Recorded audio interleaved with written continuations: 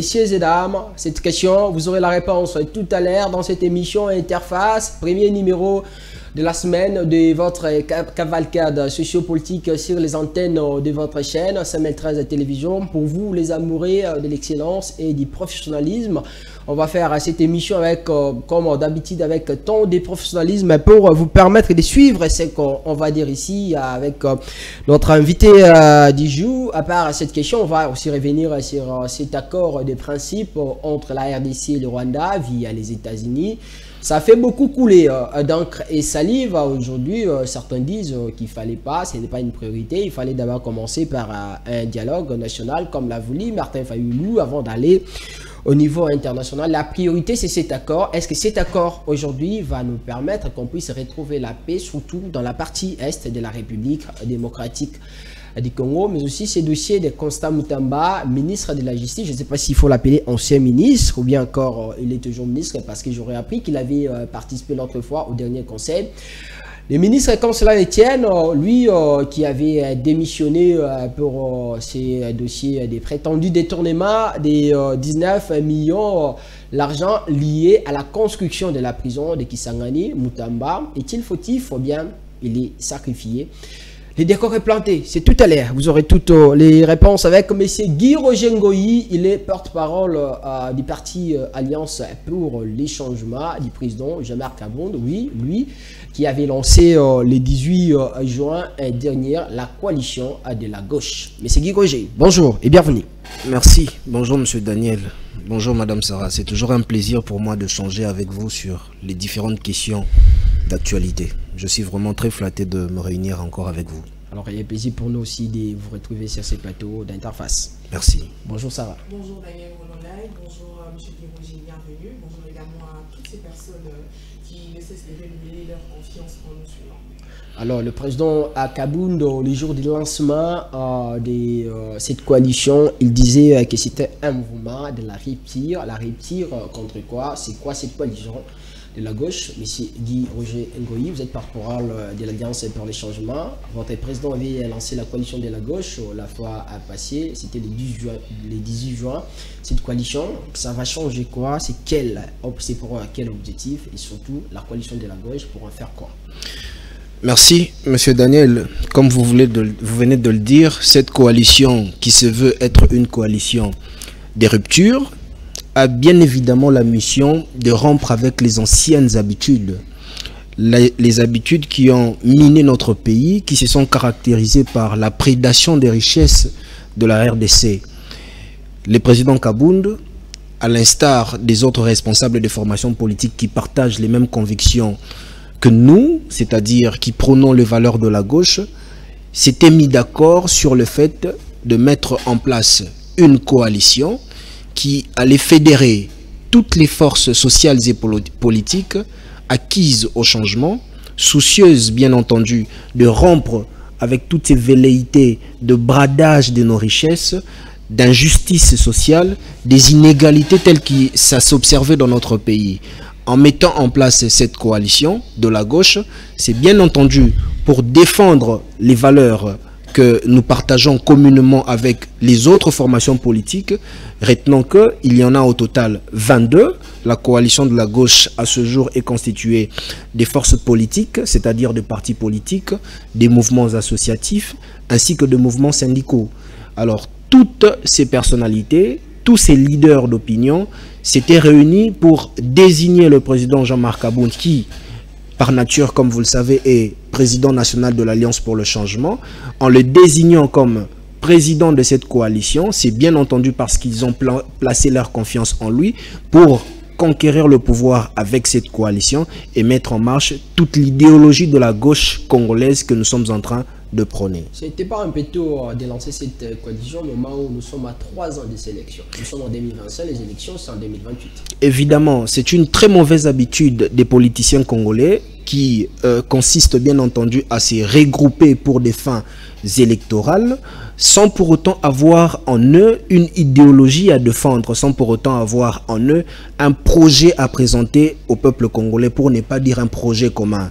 Le président Jean-Marc Kabound a été acteur ou était un grand acteur lors des processus électoraux antécédent. Il a très bien vu le jeu, les calculs politiques de tous les politiciens qui se présentaient comme défenseurs du peuple.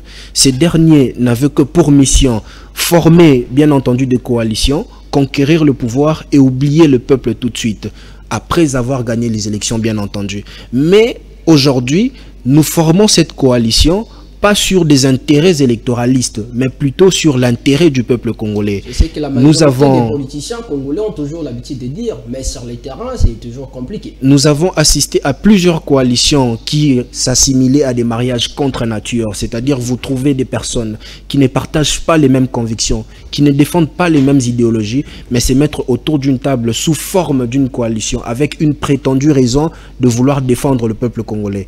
Le président Jean-Marc Aboun, voulant corriger les erreurs du passé qui ont consisté à miner notre pays, à faire des mariages contre nature pour aboutir à un partage de pouvoir une fois que les élections seront remportées, avait dit non. Ensemble avec ses pairs, bien entendu fondateurs de la coalition de la gauche congolaise, ils se sont mis d'accord sur le fait qu'il devait y avoir des bases communes qui nous unissent avant de conquérir le pouvoir. Après avoir conquis le pouvoir, ce n'est que ce que nous avons comme idéologie commune, ce n'est que ce que nous avons comme projet commun que nous allons bien entendu implémenter pour aboutir au développement de notre pays. Alors, puisque vous dites avoir assisté à plusieurs coalitions qui n'ont mené à rien, comment arrivez-vous à croire au changement des anciennes habitudes avec cette nouvelle coalition? Bien entendu, il n'y a qu'à voir la base sur laquelle s'est formée cette coalition. Cette coalition n'est pas formée sur base d'intérêt personnel. Elle est plutôt formée sur des idéologies. Elle est formée sur les valeurs. Avec les autres coalitions. Nous l'avons très bien dit depuis le début. À l'instar de l'Union sacrée, par exemple, que nous avons considéré comme étant un cocktail, comme étant un mélange hétérogène des différents acteurs politiques qui n'avaient que pour seul intérêt la récompense, qui n'avaient que pour seul objectif récupérer les investissements qui s'étaient réalisés lors de la propagande, qu'ils avaient réalisé lors de la propagande. C'est tout ce que nous combattons, des coalitions pour brader les richesses du pays demain une fois aux affaires. Nous avons dit qu'il était temps de rompre avec ces vieilles habitudes et mauvaises habitudes qui ont totalement miné notre pays. Il était temps que tous ceux qui s'identifient dans les valeurs de la gauche, dans les idéologies de la gauche, que nous puissions nous retrouver, cette fois-là, non pas pour brader les richesses du pays, non pas pour juste organiser ou soit conquérir le pouvoir, mais également pour mettre en avant un projet de société conçu sur des intérêts communs, conçu sur une base commune. C'est quoi la base commune? C'est les idéologies que nous sommes en train de défendre au sein de la gauche. C'est toute cette doctrine qui caractérise la gauche, bien entendu, adaptée au concept congolais pour mettre le pays, remettre le pays sur les rails et permettre à ce que nous puissions avancer. Un peu, quelles sont ces anciennes habitudes qui jusque-là continuent à faire surface et à rendre les pays chaos? Vous avez en face de nous des cas criants de détournement. Vous avez des cas criants d'injustice. Vous avez des cas criants d'acharnement politique envers les différents acteurs politiques qui ne partagent pas les mêmes convictions que vous, ceux qui sont au pouvoir aujourd'hui. Vous avez des cas criants des inégalités sociales. C'est tout ça, c'est tous ces mots-là, c'est toutes ces tares, c'est toutes ces... Passez-moi les termes, c'est toute cette injustice-là sociale que la coalition de la gauche voudrait rompre avec. C'est toutes ces pratiques anciennes qui ont miné l'atmosphère politique de notre pays que nous voulons aujourd'hui redorer bien entendu l'image. Alors puisque vous parlez des détournements et autres, vous pensez que c'est une affaire d'hommes ou carrément du leader ou du dirigeant? Nous pensons qu'au-delà d'être une affaire de leadership, c'est également une affaire de système. Puisque, comme vous le savez, le président Kabound l'a si bien dit le 18 juillet, que depuis 1960, notre pays assiste à un cycle infernal. Les cycles des détournements, les cycles des bradages des richesses de notre pays. Rappelez-vous, aujourd'hui, avant que les mines puissent alimenter l'économie du pays, à l'époque coloniale, c'était quoi? C'était le caoutchouc, il y avait les VA à l'équateur. Après cela, nous avons eu les diamants avec le Grand Kasaï. Mais après cela, aujourd'hui, nous assistons aux mines. Depuis 1960 jusqu'à ce jour, notre pays ne tire pas profit des richesses qu'il regorge dans son sous-sol. Il est temps de mettre un terme à tout ça. Pour mettre un terme à tout ça, il faut un nouvel élan de gestion. Il faut une nouvelle manière de gouverner pour imprimer un nouvel élan de gestion, il faut d'abord rompre avec tout ce qui a été comme mauvaises habitudes dans le passé. Ces mauvaises habitudes dans le passé ont profité à différents individus qui se sont excédés, qui se sont succédés. Aujourd'hui, c'est le régime Tshisekedi qui est en train de profiter alors gracieusement de ces systèmes, en s'enrichissant illicitement derrière le dos de la population. Et c'est tout ça que nous voulons mettre un terme. Alors pour rejoindre rapidement Daniel par rapport à ce qu'il avait dit, vous dites que cette coalition, bien sûr, n'a rien à voir avec l'électorat. Pourtant, Jean-Marc Abound est prêt à pouvoir postuler en 2028. Est-ce que ce n'est pas une façon de masquer carrément? Non, vous ne m'avez pas très bien compris. Quand je dis que cette coalition n'a rien à voir avec des intérêts personnel, c'est pour simplement dire que nous ne visons pas que l'intérêt de l'individu Jean-Marc Abound, nous ne visons pas que l'intérêt des pères fondateurs qui constituent cette coalition, mais nous visons l'intérêt du peuple congolais. Et cet intérêt du peuple congolais passe par une entente entre différents fils et différentes filles de la RDC qui partagent bien entendu les mêmes convictions. C'est quoi cette entente-là? C'est la manière de gouverner. C'est les principes qui doivent régir la gestion du pays demain. Quels sont ces principes? Quelles sont les valeurs que nous devons mettre en commun, que nous devons identifier dans notre façon de faire pour bien entendu articuler toutes les politiques publiques de notre pays autour de ces valeurs, autour de ces idéaux pour permettre à ce que le pays puisse avancer? La coalition de la gauche, vous avez dit des démocrates, il y a des républicains là-bas, il y a des progressistes, l'UDPS aussi, c'est une partie de la gauche. C'est quoi la différence entre vous, l'Alliance pour les changements, en termes de philosophie, et l'UDPS? Parce que l'UDPS aussi, c'est une partie de la gauche, vous êtes tous des démocrates. Alors là, j'aimerais que vous puissiez d'abord établir une certaine nuance. Si vous parlez des républicains et des démocrates, à l'instar de ce qui se passe aux États-Unis, il faudrait savoir que l'un comme l'autre se trouve soit dans la gauche, soit dans la droite. Okay. Tous ne sont pas dans la même marmite. Comme pour dire, selon la philosophie que vous défendez, selon les courants politiques, selon les idéologies ou votre doctrine, nous pouvons vous classer soit dans le courant gauche ou dans le courant droit. Puisque vous le savez, la scène politique dans le monde est différenciée. Soit vous êtes du courant gauche, soit vous êtes du courant droite. Entre les deux courants, vous avez bien entendu le centre, l'extrême droite et l'extrême gauche. Tout dépend de ce que vous êtes en train de défendre dans votre camp. Vous voyez par exemple ceux qui sont de la droite, ils sont plus capitalistes, ils prônent plus la liberté individuelle, ils sont bien entendu axés sur une forme de hiérarchisation étatique. Mais par exemple, nous qui sommes de la gauche, nous prenons plus la solidarité par exemple, nous prenons plus le progrès social, nous prenons plus l'égalité sociale, la justice sociale, et donc l'ensemble de notre philosophie, l'ensemble de nos actions mettent l'homme au centre de tout. Nous voulons à ce que l'homme puisse évoluer sainement en attribuant bien entendu, en permettant à ce que l'État puisse avoir un rôle régulateur pour permettre à ce que toutes les richesses du pays soient réparties de manière équitable. Et donc mettre les républicains et les démocrates dans un même lot en disant qu'ils sont soit de la gauche soit de la droite, non, ce serait quand même très mal dire.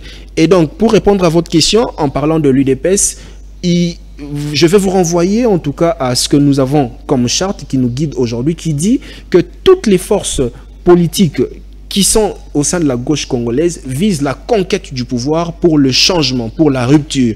Or, vous serez d'accord, vous et moi, qu'à l'heure qu'il est aujourd'hui, l'UDPS ne vise plus la conquête du pouvoir. L'UDPS est au pouvoir. L'UDPS n'est pas désireuse de la rupture puisqu'elle est aujourd'hui l'héritier par excellence de ce système. L'UDPS fera la remise puisqu'avec Jésus-Christ, c'est le diable, c'est ce qu'il disait le président Kabound à l'époque quand il était... Non, il faut reconnaître, ce qu'il faut corriger, c'est que l'UDPS datant n'est plus l'UDPS d'aujourd'hui. Son âme est perdue. À l'époque, on ne pouvait pas s'imaginer qu'un haut cadre de l'UDPS pouvait se faire assassiner par les membres même de cette famille politique. Vous parlez des Wabang, si c'est Watang, si c'est qui? J'aimerais que nous puissions avoir beaucoup de respect à l'endroit de cet homme qui nous a quittés, à qui je présente mes sincères condoléances à sa famille. C'est pas quelque chose que nous devons soutenir. Nous sommes en train de faire la politique pour le bien-être de la population. Et donc, quand nous avons des divergences de vues, cela doit faire preuve, bien entendu, de confrontation d'idées, mais pas jusqu'à ôter la vie de quelqu'un. Avec beaucoup d'humilité, en tout cas,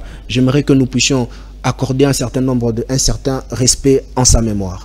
Malgré que Jean-Marc Kabound, lui, il a quitté, il n'est plus de l'UDPS, mais il a quand même eu cette amabilité sociale d'aller rendre une visite de courtoisie à la famille de notre frère qui est parti.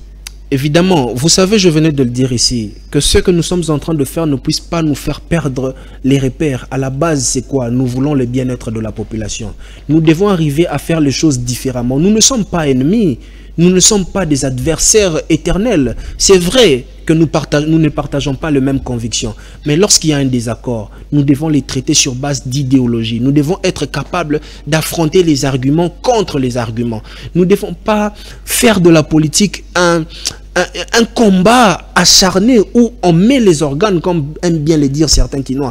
Nous devons arriver à nous surpasser pour que notre peuple puisse tirer, bien entendu, les nécessaires. Quand le président Tshisekedi, comme Kabound, plutôt dans son discours lors du lancement de cette coalition, il parlait des héritiers du mauvais système préexistant. Il faisait allusion à quoi? Il faisait allusion au système Tshisekedi. Pourquoi? Puisque je venais de vous le dire, que depuis 1960 jusqu'à ces jours, c'est le même système de prédation qui existe. C'est les mêmes raisons qui sont évoquées. Détournement à gauche, détournement à droite. Il n'y a pas de mécanisme sérieux pour mettre un terme à tout ce que nous assistons comme bradage des ressources du pays. Cela s'est fait de manière assez... sans pour autant être recadré avec toutes ces décennies que nous avons parcourues. Il faut à un moment donné que nous, peuple congolais, soyons conscients et que nous puissions dire non, ça suffit. Changeons de direction. Et pour dire ça suffit, pour changer de direction, il faut de la rupture. Et c'est ce que la coalition de la gauche congolaise propose à ce jour. Alors, M. Guy-Roger, vous dites que vous n'êtes pas ennemi. Mais ne pensez-vous pas que de par vos discours, vos différents discours, lorsqu'il y a des attaques par-ci, par-là, cela ne fait pas de vous des ennemis? Madame, quand je vous dis que vous êtes en train de mentir, quand je vous dis que les chiffres que vous êtes en train d'avancer ne sont pas corrects, en quoi est-ce que je suis votre ennemi? Ayons le courage d'accepter un discours contraire. C'est ce à quoi sert le multipartisme défendu dans notre constitution. Ou vous voulez nous ramener à l'époque du MPR où il y avait que la pensée unique? C'est cela.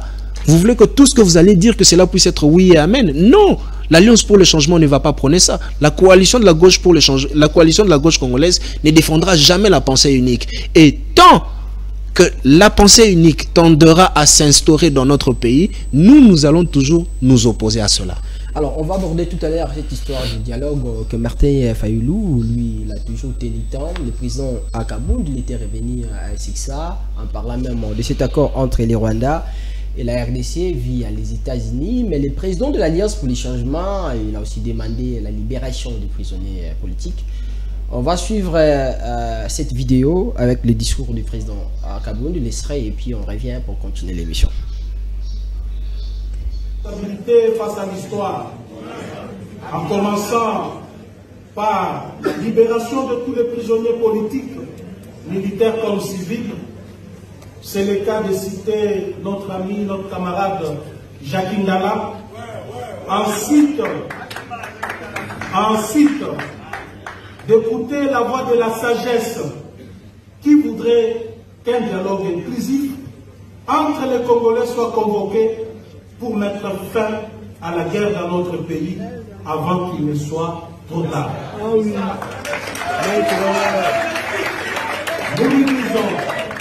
Nous lui disons que l'heure est grave et ce n'est ni le moment de prêter oreille aux tambourinets et aux chants de sirène. Nous lui disons que l'heure est grave et ce n'est ni le moment de prêter oreille aux tambourinaires et aux chants de sirène, ni de tergiverser, car notre pays court un danger de balkanisation comme jamais auparavant. Nous lui disons qu'il sera le seul à porter la responsabilité devant l'histoire si l'irréparable arrivait. Bien, c'était là le président Jean-Marc Kabound lors du lancement de cette coalition de la gauche. Mais c'est Guy Roger, le président Kabound demande plutôt au président Tshisekedi d'écouter la voix de la sagesse. C'est quoi la voix de la sagesse? Évidemment, cette voix de la sagesse, c'est cette voix qui lui rappelle qu'il est le seul répondant face à l'histoire de tout ce qui va arriver à notre pays pendant son règne. Là, vous êtes pas des malheurs. Notre pays frôle un risque incommensurable de balkanisation. Vous n'avez qu'à voir toute l'énergie qui est déployée à l'Est pour que vous puissiez vous rendre compte qu'aujourd'hui, il ne s'agit pas de camps, mais il s'agit de la patrie. Il s'agit du pays. Nous avons besoin de la RDC avec ses frontières de 1960. Ces frontières de 1960, c'est une superficie de 2 345 410 km². C'est cette étendue dont nous avons besoin pour mieux diriger notre pays. Il ne faut pas aujourd'hui que certaines personnes en quête de positionnement ou certaines personnes qui ont le souci primaire de conserver ou de conforter leur position ou leur fortune puissent tenir des discours assez belliqueux, puissent tenir des propos assez clivants avec toute la haine qui se déverse à travers le média. Là, vous faites allusion à qui? Je fais allusion à toutes ces personnes qui s'opposent à la nécessité d'un dialogue entre fils et filles du Congo. J'ai fait allusion à toutes ces personnes extrémistes qui voient au processus du dialogue comme étant un danger.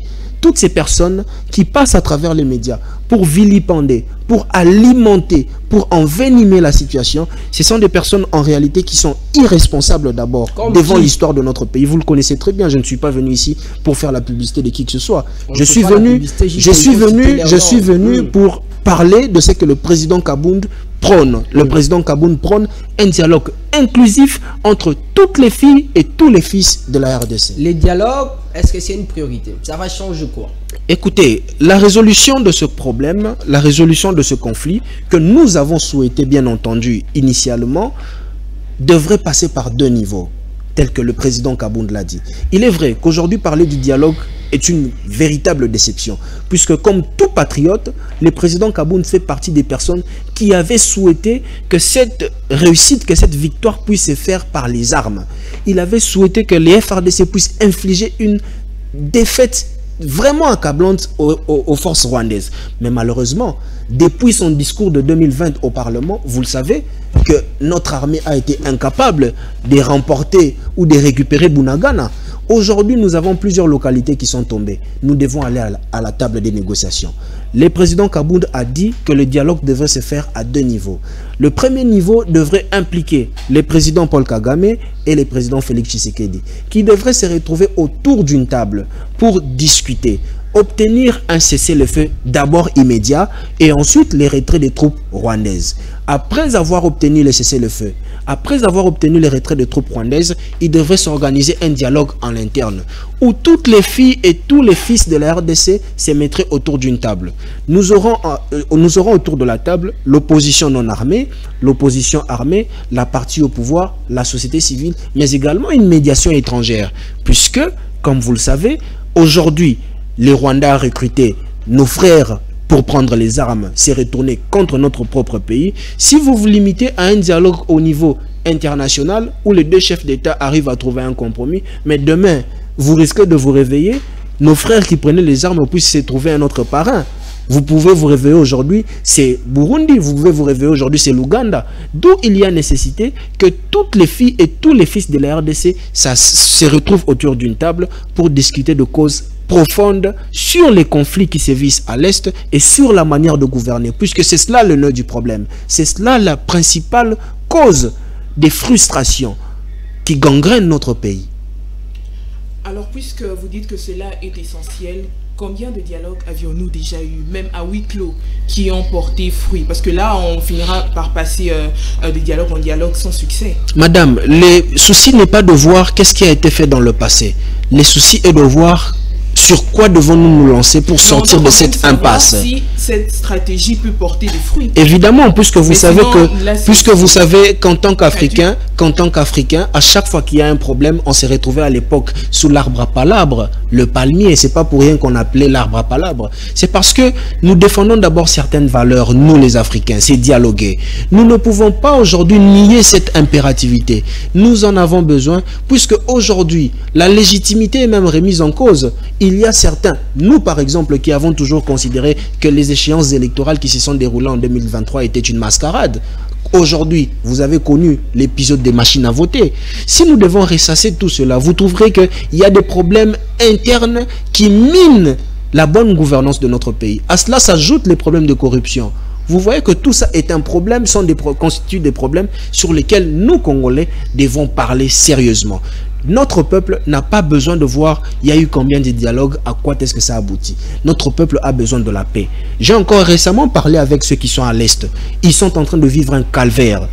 Ils sont en train de vivre un sérieux calvaire. Et personne ne serait d'accord de voir que son frère s'est fait abattre sommairement tel que nous l'avons vu à travers ces vidéos. Ces vidéos qui dénotent d'une cruauté sans mots, qui ne dit pas son nom.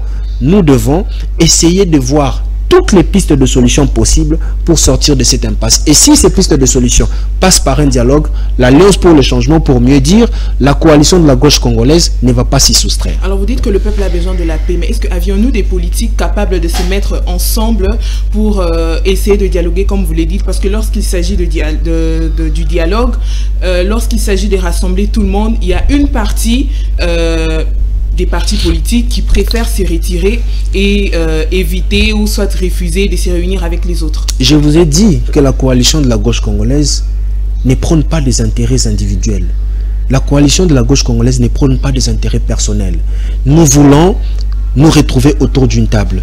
Nous voulons discuter de causes profondes qui rongent notre pays, qui minent notre pays. Et pour cela, c'est vrai qu'il y a aujourd'hui plusieurs courants dans notre pays, mais ces gens qui forment différents courants, c'est suite à quoi? C'est suite à des propos belliqueux qu'ils tiennent, c'est suite à des propos qui divisent le pays. Quand vous qualifiez les autres d'antipatrie, quand vous vous reconnaissez vous d'être du camp de la patrie, c'est pour dire quoi? Nous avons besoin de donner des béquilles au président Tshisekedi. Non, il ne faudrait pas aujourd'hui que nous puissions voir, que nous puissions tout politiser. Nous avons besoin que le peuple puisse retrouver la paix.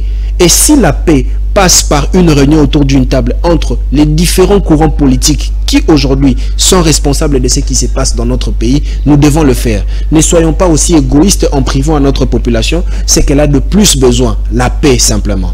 On parle du camp de la patrie aujourd'hui. Jean-Marc Abound, lui, il est de quel côté? Il est du côté Kabila ou bien du côté Fayulu, c'est ça? Ce serait en tout cas très mal connaître l'honorable Jean-Marc Abound, qui est du camp du peuple. Il est du camp de la population. Le camp du peuple, c'est le camp de la patrie. Il a toujours été contre une forme de division du pays, en évoquant le camp de la patrie, en évoquant le camp de l'antipatrie. Il estime qu'à l'heure qu'il est, il est plus qu'urgent que le Congo en entièreté soit uni, que tous puissions défendre la même cause, que tous puissions parler la même voix. Pensez-vous que Kaboul, c'est un acteur plutôt majeur qu'on peut compter pour réunir tout le monde?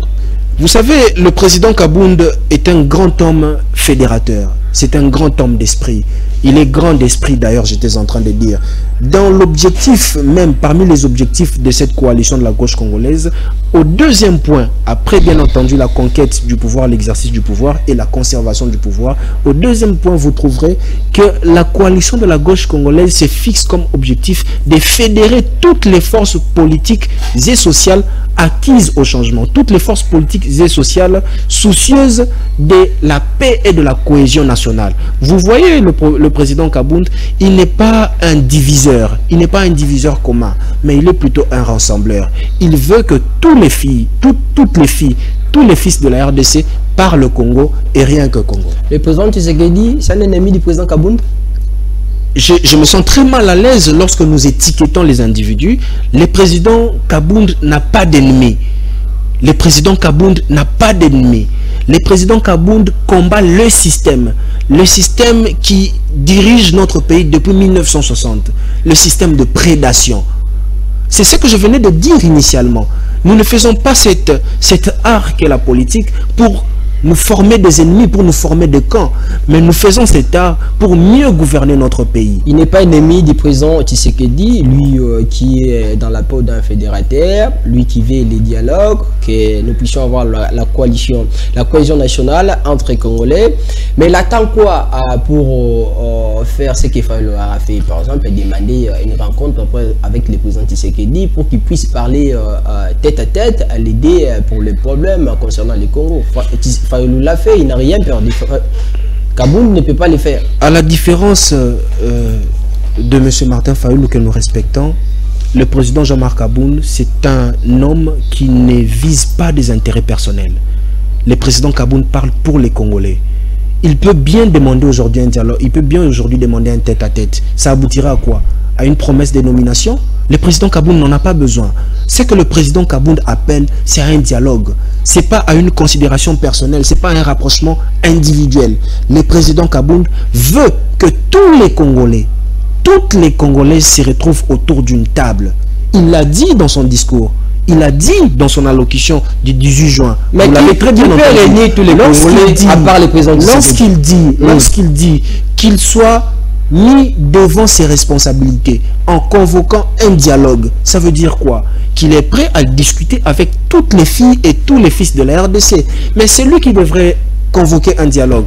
Évidemment, c'est celui qui en a le pouvoir, le président de la République. Sauf que nous, dans le schéma que nous préconisons, au-delà de la convocation du dialogue, nous avons fait appel à une médiation étrangère pour que cette médiation puisse, bien entendu, concilier les vues, puisse acter les engagements ainsi que les résolutions qui seront sorties de ces assises. Vous parlez d'une médiation étrangère, ça veut dire que vous êtes contre les démarches des évêques. Écoutez, en tant que coalition à la quête d'une paix, nous ne pouvons pas dire aujourd'hui que nous sommes contre une initiative de paix menée par X ou Y personnes. Mais tout ce que nous voulons, c'est qu'il y ait moins de méfiance dans cette démarche. Aussi longtemps que plusieurs voix s'élèvent aujourd'hui pour remettre en cause la légitimité de ce processus, nous estimons qu'il y a lieu de trouver un fédérateur, un point commun. C'est quoi le point commun? C'est une médiation neutre qui mettrait tout le monde en confiance une fois autour de la table. Et c'est ça notre quête. C'est qu'au-delà des considérations individuelles, au-delà des camps, que nous puissions avoir un dénominateur commun. Si aujourd'hui l'Union africaine, si aujourd'hui la communauté internationale sait entendre le son de cloche qu'a tiré l'honorable Jean-Marc Kaboun lors de sa prise de parole à la salle chaubeuse sur bien entendu les mécanismes de médiation tels qu'il les avait énoncés, nous allons faire un grand pas dans ce processus de paix. Est-ce que vous n'êtes pas en train de commettre la même erreur comme l'opposition de l'époque, l'UDPS qui demandait la médiation internationale? Vous allez vous souvenir à l'époque avec les Togolais, comment il s'appelait, Den Kojo, qui est venu ici et après ces dialogues, il y avait un peu de méfiance de partout, qu'à l'époque même Papa Etienne Tshisekedi avait traité les grands kabylistes. Aujourd'hui, vous demandez la médiation internationale. Est-ce que vous êtes sûr avec la médiation internationale on peut réunir tous les Congolais? Monsieur Daniel, je pense que nous devons faire un effort de circonscrire les événements dans chaque contexte. L'époque du dialogue de la Saint-Sylvestre est révolue. L'époque de Monsieur Edem Kodjo, paix à son âme, qui nous a quittés récemment, est également révolue. Aujourd'hui, nous parlons République. Et si il y a des méthodes qui peuvent faire avancer la République, nous allons souscrire à ce schéma, nous n'allons pas nous soustraire. Vous n'allez pas refuser de se mettre sur une même table avec Kabila. Kabila Kefayoulou a demandé de quitter Goma, il est copresto, il a demandé à Nanga, ça ne va pas vous gêner. Kabound, à côté de Kabila, de Fayoulou, de Nanga, qui est entré dans ce truc-là, dont beaucoup de Congolais ont perdu la vie. Écoutez, nous n'avons jamais soutenu le fait que Goma puisse tomber entre les mains des rebelles. Nous n'avons jamais soutenu l'agression barbare des Rwandais sur notre sol. Nous n'avons jamais soutenu les meurtres de plusieurs de nos compatriotes. Mais aujourd'hui, s'il y a une obligation entre tous les fils et toutes les filles de la RDC de se mettre d'accord autour d'une table pour faire avancer notre pays, nous pensons éperdument, nous pensons sincèrement qu'il n'est pas temps d'alimenter encore les clivages, qu'il n'est pas temps de regarder ce qui nous divise, mais plutôt ce qui nous unit. Il est temps d'offrir la paix à notre pays, et pour ça, s'il faut se mettre à table entre nous Congolais, avec toutes les filles et tous les fils de la RDC, il y a une nécessité et une urgence de le faire. Alors, on parle aujourd'hui du triangle fatal, selon l'idée de l'ECD, où on considère Martin Fayoulou comme le détenteur constitutionnel du pouvoir, Joseph Kabila comme les voleurs, selon les idées des autres, et puis Tshisekedi comme les RSLM. Donc, dans ce triangle fatal, apparemment, il n'y a pas une place ici pour Kaboun. Ici, il faut qu'on puisse retrouver la paix, selon certaines personnes. Il faut que ces trois-là puissent se retrouver sur la même table. En tout cas, c'est une théorie nouvelle. une théorie que j'apprends moi, ici au plateau. J'ai pas entendu parler de ces triangles fatal-là. Tout ce que je sais, c'est qu'aujourd'hui, pour que le Congo puisse retrouver sa paix, le Congo a besoin que toutes ses filles et que tous ses fils puissent se mettre autour d'une table et discuter. Alors, sans distinction. Alors, qu'en pensez-vous de cet accord, des principes, ces projets d'accord entre la RDC et le Rwanda via les États-Unis? On parle de ces dialogues. Il faut qu'il y ait la cohésion nationale au niveau interne avant d'aller certainement dialoguer au niveau international. Aujourd'hui, les États-Unis qui se pointent comme un facilitateur proposant cet accord de paix. Vous avez même suivi les présidents américains, Donald Trump, qui s'est félicité de cet accord signé entre les deux pays avec justement beaucoup de points. Vous avez pris connaissance de cet accord. Est-ce que vous êtes d'accord avec cette façon de faire du gouvernement congolais? Bon, ce qu'il faut savoir, cher Daniel, c'est que l'accord de principe qui était signé depuis, je pense qu'il y a 2 mois, devait se suivre, bien entendu, avec un accord, cette fois-là proprement dit, entre la RDC et le Rwanda. Vous le savez, je vous ai dit au début que le président Kabound, pour la résolution de ce conflit, avait préconisé un dialogue à 2 niveaux. Le premier niveau, c'était entre la République démocratique du Congo et le Rwanda, où les chefs d'État devraient se mettre autour d'une table, obtenir un cessez-le-feu et obtenir les retraits des troupes rwandaises. Si, dans l'évolution des choses, aujourd'hui, il y a cet accord qui se signe pour obtenir les retraits des troupes rwandaises, pour obtenir un cessez-le-feu, afin de garantir un climat de discussion apaisé entre toutes les filles et tous les fils de la RDC, nous pouvons dire aujourd'hui que c'est un pas vers la résolution du problème, que c'est un pas vers le rétablissement de la paix. Et pour ça, il restera le dialogue au niveau interne, où nous tous, opposition armée, opposition non armée, parti gouvernemental ou parti au pouvoir, société civile, devons nous retrouver pour parler de la République. On dit aujourd'hui que la souveraineté d'un État ne se négocie pas. La RDC devrait démontrer sa force devant le Rwanda au lieu de passer par les États-Unis. D'autres personnes considèrent ça comme une faiblesse de la part de notre gouvernement en voyant ce que l'Iran est en train de faire aujourd'hui, attaqué par l'Israël. On n'a jamais vu la République iranienne aller commencer à pleurnicher au Conseil de sécurité de l'ONU ou bien aller à appeler à l'intervention de la communauté internationale. On devrait agir pour obtenir la paix, comme disait le premier ministre israélien, la paix d'abord et ensuite, la guerre d'abord, ensuite la paix, on le fera après. Le président Kabound, je vous ai dit au début, à l'instar de tous les Congolais, souhaitait à ce que les FARDC puissent infliger une défaite puissante aux forces armées rwandaises.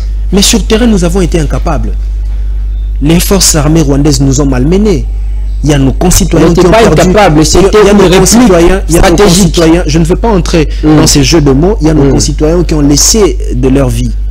Aujourd'hui, il y a des familles entières qui sont endeuillées. Il y a plusieurs milliers de déplacés. Mais pour mettre un terme à ce cycle, il faut trouver une issue. C'est quoi l'issue? C'est le dialogue. Après avoir obtenu, bien entendu, ce cessez-le-feu, après avoir obtenu le retrait de troupes rwandaises, nous pouvons ramener la paix. Et lorsque la paix reviendra, nous allons faire de ces pays un État. Nous allons faire de la RDC un État au cœur de l'Afrique centrale.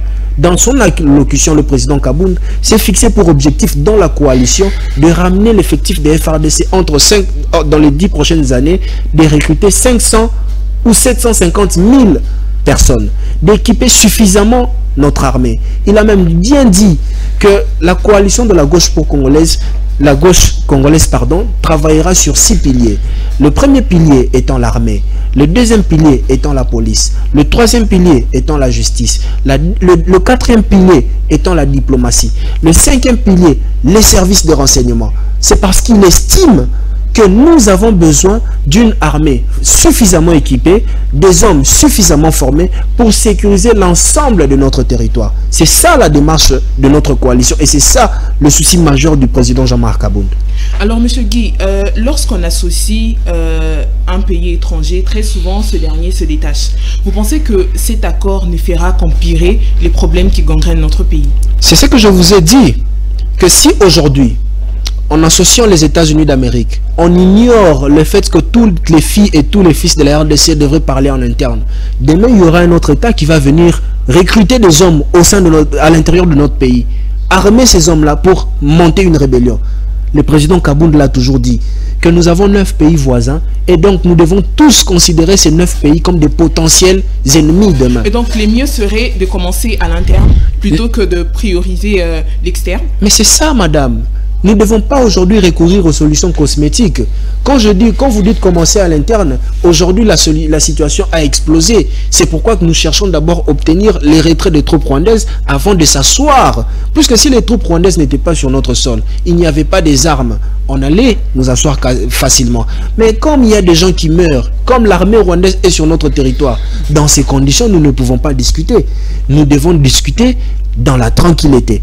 Et c'est ça le schéma que nous avons proposé. D'abord obtenir un cessez-le-feu, d'abord obtenir un retrait de troupes et ensuite discuter entre nous. Après avoir discuté, ceux qui auront la responsabilité de gouverner notre pays jusqu'à 2028 devront s'assurer que notre armée soit suffisamment équipée, que nos FARDC soient suffisamment bien payés pour bien entendu défendre suffisamment la cause de la patrie. Quand vous voyez l'Ukraine se battre devant la Russie, vous voyez l'Iran se battre devant l'Israël, malgré les soutiens des États-Unis, quand vous regardez la RDC provoquée par le Rwanda, en train de pleurnicher en tout moment, comme jeune, vous vous dites quoi? Que nous avons failli. Nous disons que nous avons failli et j'ai une tristesse d'assister à cela, de faire partie de cette génération qui voit la RDC aujourd'hui à genoux face à ce petit pays comme nous l'appelons très bien, le Rwanda. Nous avons vraiment failli. Nous devons, nous, aujourd'hui, être interpellés par rapport à ce que nous traversons. Qu'est-ce que nous devons prendre comme décision demain pour que notre pays ne puisse plus jamais assister à ce genre de scénario? La décision à prendre, c'est quoi? C'est la rupture. La rupture avec les vieilles habitudes, les anciennes formules, les vieilles recettes qui ont amené notre pays là où nous nous retrouvons aujourd'hui. Vous et moi devons être capables de dire ça suffit. Ça suffit, faisons bien les choses. Ça suffit, ne détournons pas. Ça suffit, n'héritons pas de ces systèmes de bradage des ressources du pays. C'est injuste. Si nous ne le faisons pas, eux, cette génération devant nous qui est en train de diriger partira. Et nous allons rester avec ce pays en lambeaux, pour ne pas dire ce pays balkanisé. Nous devons mettre un terme à tout cela. Est-ce qu'on peut dire qu'aujourd'hui le président Tshisekedi est arrivé au bout ou encore au terme de ses stratégies et qu'il se voit faible devant le peuple congolais? Il y a eu une action qui a été posée pendant cette crise qui, moi, m'avait vraiment fait réfléchir. Nous avons sous-traité les services publics. Le cabinet du président de la République a signé un contrat avec une firme américaine pour mener un lobby auprès des congressistes, si bien sur le plan diplomatique que sur le plan militaire. Moi, j'avais eu froid aux dents en lisant ces documents. C'est quelque chose qui m'avait dépassé. Nous avons autant failli à ce point, mais aujourd'hui, nous avons cette responsabilité devant l'histoire de nous lever comme un seul homme pour sauver notre pays, de nous lever comme un seul homme pour remettre notre pays dans les rails. Et pour cela, l'Alliance pour le changement que dirige l'honorable Jean-Marc Kabound s'est donné, bien entendu, le devoir de se retrouver au sein de la coalition de la gauche congolaise pour booster cette avancée, pour faire mieux avancer les choses et pour obtenir les changements. Nous devons considérer tous les pays qui nous entourent comme des potentiels ennemis. Vous venez de les souligner, bien sûr. Aujourd'hui, en voyant l'Ouganda, nos forces armées continuent cette opération avec l'armée ougandaise. On a vu même l'enfant de Museveni, lui qui ne cesse de menacer notre pays en tout moment, venir ici et puis être rencontré par le président Tshisekedi. Comment avez-vous apprécié cette histoire? C'est une déception de plus, puisque vous connaissez très bien les sorties sulfureuses du chef d'état-major de l'armée ougandaise à l'endroit, bien entendu, de nos FARDC, ou pour mieux dire à l'endroit de notre peuple. L'homme a brillé plus d'une fois par des propos assez belliqueux, par des propos assez dénigrants à l'endroit de la RDC. Le voir aujourd'hui être reçu en pompe, cela témoigne encore notre faiblesse même. Nous n'avons pas été aussi forts pour nous faire respecter de l'extérieur qu'aujourd'hui, nous sommes obligés de nous asseoir même avec ceux qui nous ont humiliés hier. Je pense en tout cas que dans un futur proche, 2028 arrive, tout ceci ne sera plus d'actualité puisque le président Jean-Marc Abounda entend redorer l'image de notre pays et doter de notre armée de ses capacités les plus puissantes pour sécuriser l'ensemble de notre territoire sans pour autant recourir à des alliances avec différentes personnes ou différentes armées. La justice congolaise est malade, disait autrefois le président Tshisekedi Moutamba, qui a été nommé un jeune à la tête d'un ministère importantissime pour le pays comme le ministère de la Justice. Au début, la population s'attendait beaucoup face à ses actes, sa manière de faire. Aujourd'hui, voir Moutamba démissionner pour ses accusations liées à un prétendu détournement de 19 millions, l'argent destiné à la construction de la prison de Makala. Vous dites quoi par rapport à ça? Bon, je ne peux que lui souhaiter beaucoup de courage. Vous savez, il n'y a rien qui paye comme la constance dans la vie politique. Vous ne pouvez pas avoir 2 maîtres à la fois. Monsieur Moutamba, aujourd'hui, qui a été autrefois ministre de la Justice, était membre du Front commun pour le Congo, s'est vite transformé en opposant républicain pour bien entendu se retrouver au gouvernement souminois, un gouvernement conçu sur un modèle en tout cas que je trouvais déjà à la base non prometteur, parce que c'était un gouvernement des récompenses à la base, il faut le reconnaître, qui a totalisé 1 an aujourd'hui et quelques jours, qui brille malheureusement par son incapacité aujourd'hui à transformer le quotidien du peuple congolais. Et il faut reconnaître que c'est sous ce gouvernement que notre pays aujourd'hui traverse une insécurité qui ne dit pas son nom. C'est sous ce gouvernement que la RDC est rentrée dans les conseils de la nation. Aujourd'hui, nous sommes membres du conseil de sécurité, membres non permanents du conseil de sécurité. Une insécurité si bien à l'est que dans la capitale, avec tous ces enlèvements que nous sommes en train d'assister. Et donc, c'est qu'il faut reconnaître aujourd'hui que M. Moutamba a déçu, bien entendu, les kabylistes et s'est retrouvé trahi par les tshisekédistes. C'est cela, en fait, le fruit d'une inconstance politique. Moi, je ne peux que lui souhaiter courage et lui inviter, bien entendu, et l'inviter à rejoindre la coalition de la gauche congolaise, bien entendu, qui défend les valeurs de la gauche pour l'avancement de notre pays. L'opposition. Quelle qualification donnez-vous à ce gouvernement qui jusque-là déçoit? Le gouvernement de l'Union sacrée. Bon, c'est le gouvernement de l'Union sucrée. C'est les gens qui... C'est pas moi qui ai inventé ce concept. C'est comme ça qu'on le considère, gouvernement de l'Union sacrée. Il faut reconnaître que c'est sous ce gouvernement que notre pays a frôlé, en tout cas, le suicide, s'il faudrait le dire. Des enlèvements, des embouteillages, la perte d'une grande partie de l'Est de la République. Aujourd'hui, on parle des embouteillages. On parle, s'il vous plaît. On parle aujourd'hui des 10% des recettes de la République qui ne sont plus canalisées, puisque Goma est tombé, puisque Bukavu est tombé. Vous savez ce que représente 10% des recettes de la République? Regardez le nombre de personnes aujourd'hui qui vivent en deçà du niveau normal. On parle même des personnes aujourd'hui qui ne sont plus payées alors que fonctionnaires de l'État. Qu'ont-ils fait pour se retrouver dans ces zones? Rien du tout. Ils n'ont rien fait. Certains ont même été affectés ou détachés dans ces endroits-là pour se retrouver aujourd'hui sous le joug de l'ennemi et ne pas bénéficier de son salaire.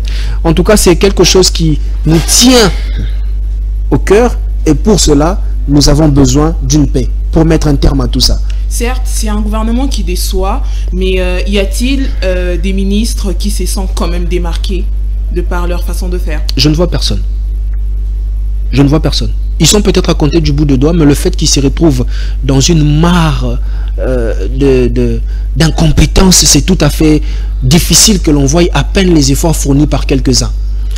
Mais généralement, de manière assez globale, je ne vois personne. Est-ce que la crainte n'est pas de revoir ce gouvernement encore comme un remix pour le gouvernement de l'Union nationale? Les mêmes causes produisent les mêmes effets. Avez encore vous besoin à ce que le pays puisse perdre 5 millions? L'espoir fait vivre. Avez-vous besoin que le pays puisse perdre encore 5 millions annuellement avec des clubs européens? Avez-vous besoin de cela? 5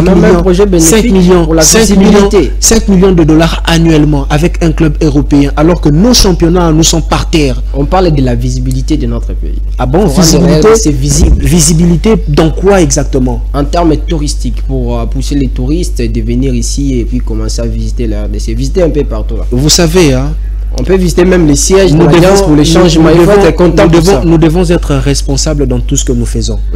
Avant d'inviter les gens chez soi, il faut d'abord aménager le cadre. Dites-moi aujourd'hui, les gens qui viendront, les touristes qui viendront, emprunteront quelle route? Lumumba. Boulevard Lumumba. Pour aller où? Partout où ils veulent aller. Ah, vous vous rendez compte? Vous êtes incapable de me répondre. Vous êtes incapable de me répondre. Faites un tour. C'est lorsque vous sortez de ce pays, c'est lorsque vous sortez de Kinshasa, vous prenez un avion, atterrissez même à Addis Abeba. Vous sentez la délivrance. C'est pas la délivrance, vous sentez l'organisation.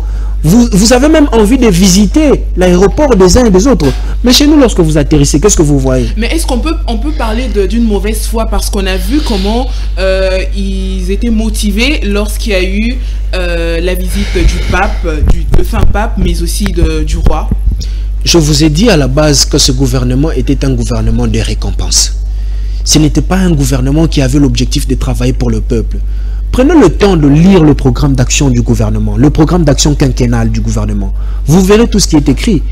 À titre d'exemple, vous vous rappelez lorsqu'ils sont allés défendre le projet annuel à l'Assemblée nationale, où il y avait même des projets, il y avait même un député qui avait vu qu'on prévoyait acquérir 60 avions pour la RDC. Vous vous rappelez de ce feuilleton? Donc, nous ne sommes pas conscients de ce que nous sommes en train de faire pour notre pays. Moi, je l'avais toujours dit depuis le début que je ne m'attendais à rien de la part du gouvernement de l'Union Sacrée. Et aujourd'hui, les événements me donnent raison. Monsieur Guy Rougingoy, porte-parole de l'Alliance pour les changements, on conclut l'émission avec cette question. Dans votre parti-là, il y a la démocratie. Jean-Marc Abound, c'est un démocrate. Le président Jean-Marc Abound est un modèle assez différent de démocratie. C'est un modèle assez criant de liberté. En lui seul, vous sentez l'odeur de la démocratie. Toutes les valeurs qui accompagnent la démocratie, vous les trouverez au sein de l'Alliance pour les changements. Ghislain Mandjé est parti, hein, avec la démocratie de votre parti. Les gens se posent beaucoup de questions. Comment il pouvait partir comme ça, la va-vite? Qu'est-ce que vous voulez que je puisse dire? Il est parti bon débarras. Vous concluez l'émission. Vous concluez l'émission. Merci, c'était pour moi un plaisir de répondre à vos questions.